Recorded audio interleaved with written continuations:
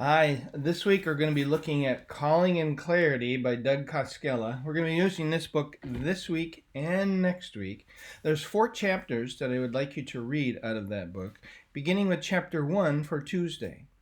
I want to say a little bit about Koskela's book, Calling in Clarity.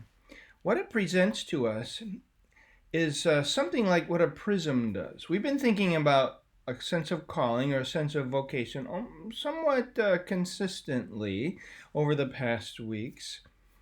But what Koskela does is he applies it in different ways. Or he says, there's different angles or aspects that are hidden within that one sense of calling.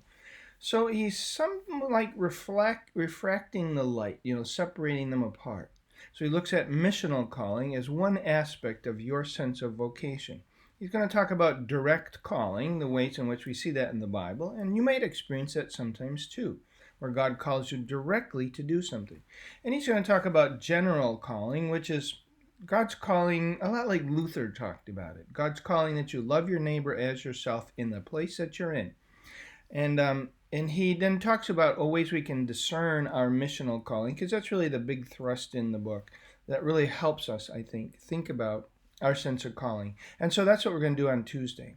Tuesday we'll begin with, there's a worksheet that is and really it was designed initially to be a classroom worksheet, but I adapted it and made it into a set of notes for you. It's kind of like Cliff Notes. And you could look at that handout, that worksheet, while you're reading the book. When you're reading the first chapter, and you can see where, maybe a good thing to do would be see where those quotations come from. I quote him in giving questions and answers. I have a series of questions and answers that I pose to the book to help get a good understanding of what he's after.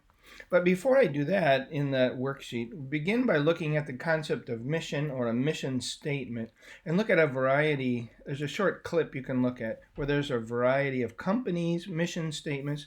And also I put Trinity's mission statement in there. And a good reflection question for you would be to see, do these companies live into that mission statement like they say? Like, for example, how about Nike?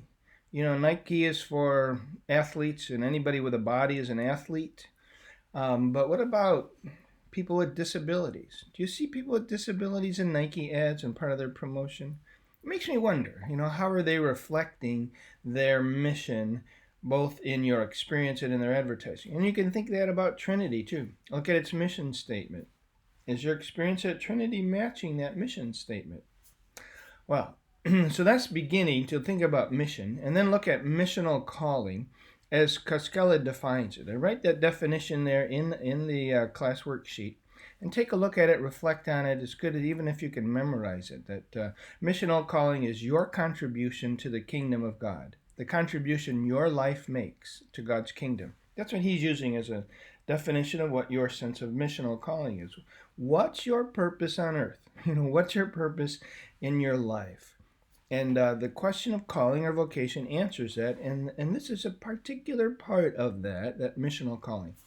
So, would like you to work through that worksheet. There's some questions there that are answered for you, kind of like a cliff notes into the chapter, and read it over and try to get a good sense of his development.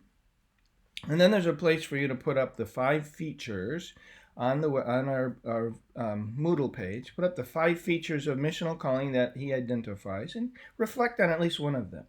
So that's what I'd like you to do for Tuesday. Take care.